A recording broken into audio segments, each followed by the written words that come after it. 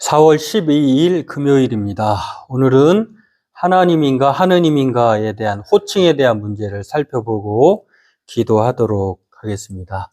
먼저 오늘 본문 출애굽기 3장 13절에서 14절 말씀 함께 같이 읽도록 하겠습니다.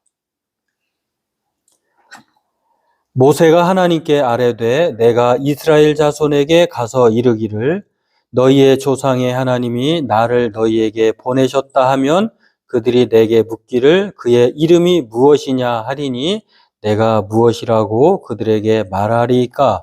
하나님이 모세에게 이르시되 나는 스스로 있는 자이니라. 또 이르시되 너는 이스라엘 자손에게 이같이 이르기를 스스로 있는 자가 나를 너희에게 보내셨다 하라. 네, 오늘은 하느님인가 하나님인가에 대한 이 하나님의 이름에 대한 호칭을 살펴보고 기도하길 원합니다. 우리가 앞서 읽은 본문은 출애굽기 3장 13절 14절 말씀은요. 모세로부터 이제 하나님이 모세를 통해서 이스라엘 백성들을 출애굽시키려고 할 때에 그때에 바로에게 그렇게 지시하고 명령한 분인지를 누구냐라고 말할 때에 바로 애굽의 왕 바로와 또 이스라엘 백성들에게 설득해야 되는데 그 이름을 설명할 때 하나님의 이름을 가르쳐서 뭐라고 할까로 말할 때 하나님이 모세에게 가르쳐 주신 스스로 있는 자 여호와 야훼라고 하는 그 이름에 대해서 가르쳐 준 내용입니다. 오늘 이러한 호칭은 우리가 기독교인이면서도 또한 이 모든 믿지 않는 사람들, 이방인들을 향하여서 또 이 이름의 뜻을 말하여야 할 때가 있기도 합니다. 왜 하나님인가? 또 왜 하느님이라고 해도 무방한데 왜 꼭 하나님이어야 되느냐라고 말할 때에 이 이름을 어떻게 우리가 이렇게 사용하게 되었는지를 오늘 명확히 살펴보고 또 그것을 통해도 그런 의미가 있구나. 그 이름의 의미를 확고히 알고 또 사용하면 우리 신앙에도 도움이 많이 되고 또한 성경적으로도 바람직한 것이다라고 하는 것들을 생각해 볼 수 있게 하는 것입니다. 하느님인가 그러한 면에서 하나님인가를 오늘 살펴보려고 하는데요. 이것에 대해서 우리가 좀 오늘 한 시간을 통해서 살펴보고 또 우리가 이 바른 용어에 따른 그 이름에 합당한 믿음을 가지고 또 살게 해달라고 그렇게 기도하는 우리가 되길 바라겠습니다. 먼저 하느님이라고 하는 이 말을 의미를 살펴보기에 앞서서 유대인들이 사용하고 있는 오늘 방금도 말씀드렸습니다만 출애굽기 3장 13절 14절에 나와 있는 물론 이제 그 전에도 창세기에 보면은 엘로힘이라고 하는 전능자 여러 가지 하나님의 이름이 나옵니다. 엘샤다이 전능자 여호와 라파 그 밖에도 수십 가지 이름이 나오는데 대표적으로 유대인들이 사용하는 이름이 세 가지로 이렇게 나와 있습니다. 알 수가 있는데 엘로힘이라고 하는 것, 전능자, 무에서 유를 창조하시는 하지 못하는 일이 없는 이 막강한 이 전능자 엘로힘이라고 하는 이름의 뜻이 있는데요. 물론 여기에는 엘로힘이라고 하는 이 단어에는 성부, 성자, 성령 이게 복수형이기 때문에 하나님이 전능자라고 말할 때 삼위일체 하나님의 의미가 포함되어 있습니다. 또 야훼 가장 많이 사용하고 있는 야훼 우리가 방금 읽은 출애굽기 3장 13절 14절에 나와 있는 그 야훼라고 하는 이름 그리고 여호와라고 하는 이름인데요. 야훼나 여호와는 큰 차이가 없습니다. 그러니까 야훼는 스스로 있는 자이기도 하고 여호와라고 하는 말은 후에 하나님의 이름을 유대인들은 감히 부를 수 없고 또 함부로 사용할 수 없기 때문에 이제 자음 YHWH 이것을 나중에 이제 모음을 붙여서 여호와라고 이렇게 말할 수 있는데요. YHWH라고 하는 이름을 썼다라고 하는 것입니다. 이렇게 약식으로 자음을 붙여서 네 글자로 사용해서 하나님을 상징하는 이름으로 그렇게 썼는데요. 이것을 구약 성경인 이 유대 히브리어를 라틴어로 번역하면서 이제 그 이름이 아도나이라고 하는 주 여호와라고 하는 이름으로 신약 성경에 바뀌게 됩니다. 그러니까 엘로힘, 야훼, 여호와라고 하는 이름을 유대인들이 히브리인들이 가장 많이 쓰는 이름인데, 하나님에 대한 그런 대상을 이렇게 여러 이름으로 사용했지만 그 단어들이 의미하는 하나님에 대한 대상은 동일했다라고 하는 것. 그리고 그 여호와가 아도나이라고 하는 라틴어 성경으로 번역되면서 이렇게 아도나이라고 하는 이름으로 바뀌게 되었고요. 또 신약 성경에는 주님으로 이렇게 사용하게 되었습니다. 네, 이렇게 이 히브리인들이 사용하는 이름에 대해서도 이렇게 우리가 알 수가 있는 것처럼 여러 가지, 3가지 단어 이상의 이름들이 있지만, 그러나 대상은 한 분이었다라고 하는 것. 우리도 마찬가지로 이제 하느님이냐 하나님이냐라고 하는 이름을 우리나라의 그 선교사님들이 들어왔을 때에 이미 우리나라도 사용하고 있는 신의 이름이 그 고유명사가 있었습니다. 그 이름이 하느님 혹은 하늘님이라고 하는 이름이 있었는데요. 개신교에서 기독교를 전파할 때에 이 하나님에 대해서 여호와, 야훼, 아도나이라고 하는 그 이름을 어떻게 이해시키고 또 사용할 것인가를 그 나라의 문화 또 상황을 철저히 살펴보고 그 현지에 적합한 이름을 사용하게 되겠죠. 선교사들도 그러한 고민을 했다라고 하는 것입니다. 그러할 때에 이제 이미 카톨릭이 개신교보다 먼저 앞서서 들어왔을 때에 이 카톨릭은 천주님, 중국에서 사용하고 있는 천주님, 또 우리나라가 사용하고 있는, 동양권에서 사용하고 있는, 우리나라만의 특히 사용하고 있는 하느님, 하늘의 주님이라고 하는 이름이 있었다라고 하는 것입니다. 그래서 이것을 개신교는 이제 하느님과 하나님에 대한 이 두 용어를 혼용해서 사용하고 있었다라고 하는 것입니다. 있었는데요. 이게 하느님으로 이제 개신교에서는 이제 하나님과 더불어서 이 2가지 용어를 사용해 쓰고 있었다라고 하는 것입니다. 그래서 1971년에 이제 카톨릭과 개신교가 합의를 합니다. 공동 번역이라고 하는 개신교와 이제 카톨릭이 공동 번역서를 통일하면서 호칭을 통일하자라고 해서 하느님으로 표기했는데, 통일해서 사용하고자 했습니다만, 그럼에도 불구하고 성경에는 그렇게 하느님으로 표기했지만 개신교 쪽에서는 그 합의된 그 이름에 있음에도 불구하고 여전히 하나님이라고 하는 용어를 사용하기로 계속해서 해왔다라고 하는 것입니다. 그래서 이처럼 이제 하느님이냐 하나님이냐라고 하는 용어는, 통일된 용어는 하느님이지만, 그러나 개신교는 계속해서 이렇게 여러 가지 이유로 하나님이라고 하는 이름을 따로 사용해 왔다라고 하는 것입니다. 그래서 우리가 가끔 애국가를 부를 때에 공통된 용어로 하느님이 보의하사 이렇게 부르잖아요. 그때 하느님이라고 하는 용어는 그러한 면에서 통일된 용어였다라고 하는 것입니다.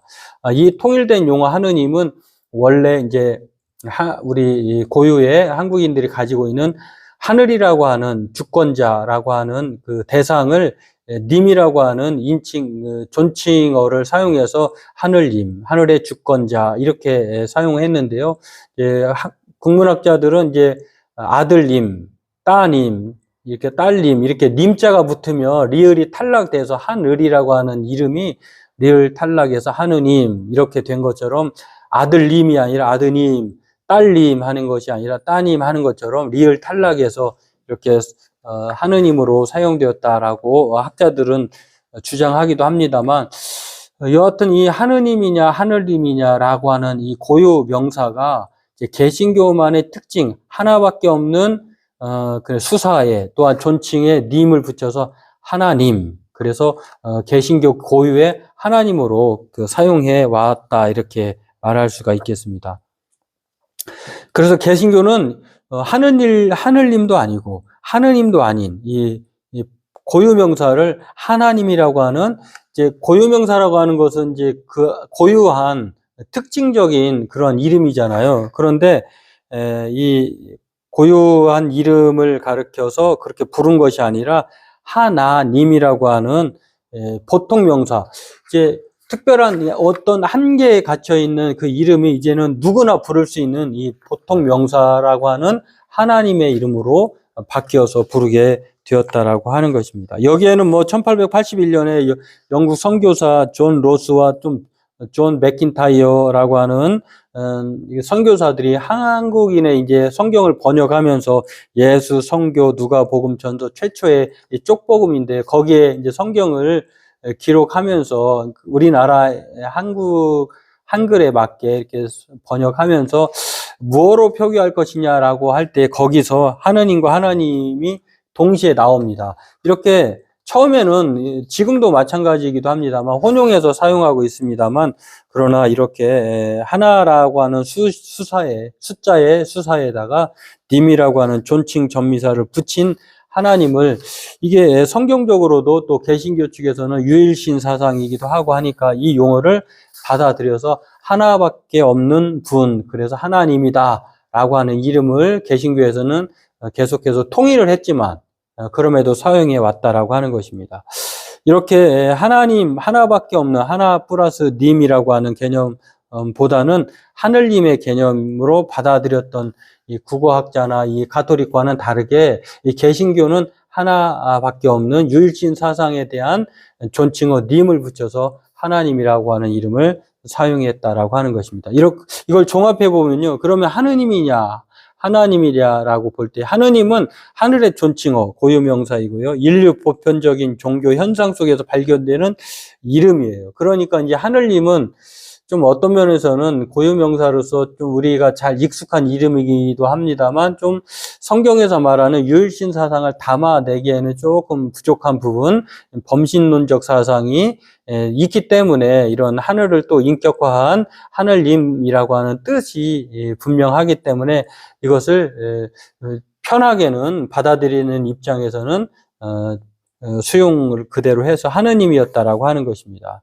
그럼에도 개신교에서는 하나님과 하나님을 동시에 사용했습니다만 후에 점점점 차차로 또 차별적으로 유일신의 삼위일체 개념의 하나님의 이름 하나라고 하는 수사와 님이라고 하는 존칭 전미사를 의미를 합쳐서 하나밖에 없는 분, 그래서 하나님 이렇게 사용하기에 이르렀다고 하는 것입니다.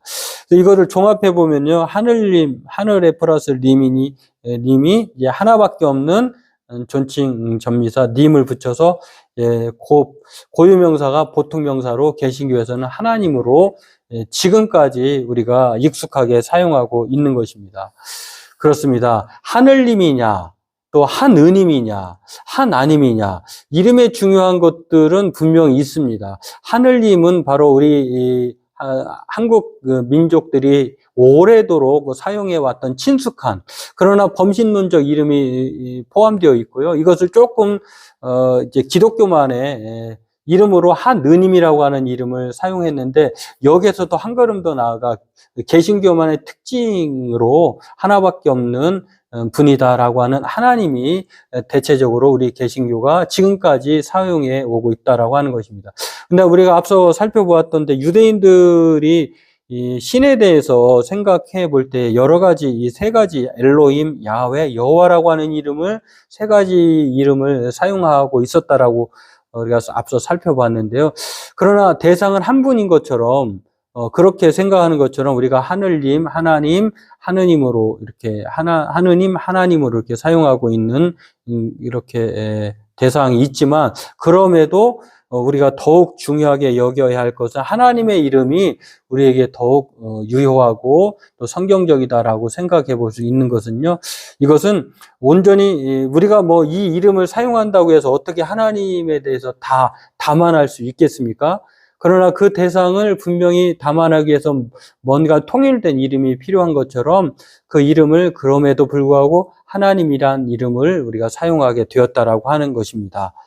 그런데 이 하나님의 이름은 왜 중요하느냐라고 볼 때에 의미론적 차이가 분명히 생겨난 것은 아닙니다만, 그러나 하나님이 더 우리에게 합당한 이름으로 사용할 수 있는 것은, 여기에는 하나님은 하늘의 초월성, 위대성, 유일성을 동시에 가진 이름이기 때문에 그렇습니다. 하나님 하면 하나님은 우리에게 우리 모든 하늘을 초월한, 하늘님 하면은 하늘에 계신 분으로만 국한하잖아요. 그러나 하나님은 그걸 초월하시는 분이십니다. 그리고 그 하나님은 위대하신 분이시고 또 유일하시고 이러한 이름을 가진 분이 하나님의 이름의 뜻에 있다라고 하는 것입니다. 또한 이 하나님은 이 세상을 창조하시고 또 이 세상을 섭리하시고 다스리시는 주권자, 구원자라고 하는 이름을 동시에 가지고 있다라고 하는 것입니다. 이것은 마치 모세가 바로에게 가서 뭐라고 말할까요? 라고 말할 때 하나님이 나는 스스로 있는 자다라고 가르쳐 준 것처럼 그러한 의미로도 해석해 볼 수가 있습니다. 바로 그 이름을 전하고 또 그 이름을 사용하게 하신 것이죠. 막연한 것이 아니라 하나님은 분명한 존재론적으로 계신 분, 그 하나님이 우리에게 있어서 초월하시고 위대하시며 또 유일하신 분일 뿐만 아니라 이 세상을 창조하시고 이 세상의 구원자로서 그 이름이 하나님이다라고 하는 것입니다. 저와 여러분도 이것을 오늘 기억하고요. 우리가 이 이름을 알고 부르는 것하고 또 막연하게 부르는 것하고 다릅니다. 우리가 이러한 의미들을 분명하게 기억하고 이 이름을 알고 부르고 믿음으로써 또 하나님에 대한 신앙을 통해서 오늘 저와 여러분들이 누구든지 이 이름을 부르는 자는 또 믿는 자는 구원을 얻는다라고 말씀하시고 또한 그 이름을 부르고 믿는 자들에게 하나님의 자녀로 성경을 우리 권세를 주셨다라고 말씀합니다. 바라기는 저와 여러분들이 원래 우리가 지금 사용하고 있는 이 하나님이 성경에 부합하고 개신교만의 특징을 가졌다.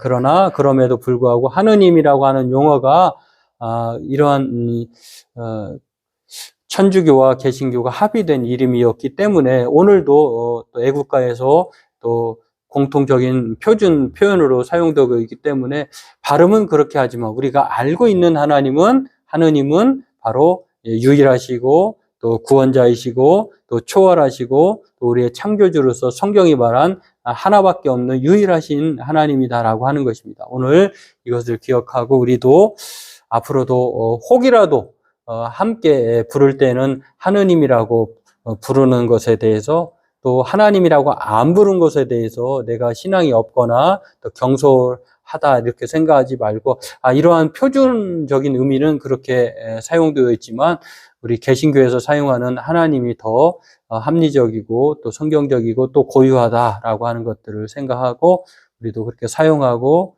또 알고 부르고 믿고 살아가는 우리가 되기를 바라겠습니다. 오늘 이것을 기억하고 하나님의 이름을 늘 부르고 또 하나님을 가까이 하고 또 하나님을 믿는 그 믿음으로 자녀된 자로서 살아가는 구원의 백성들 되기 주의 이름으로 소원합니다. 오늘 이것을 기억하고 각자 기도하도록 하겠습니다. 하나님의 이름을 늘 부르고 묵상하는 우리가 되게 해 주옵소서.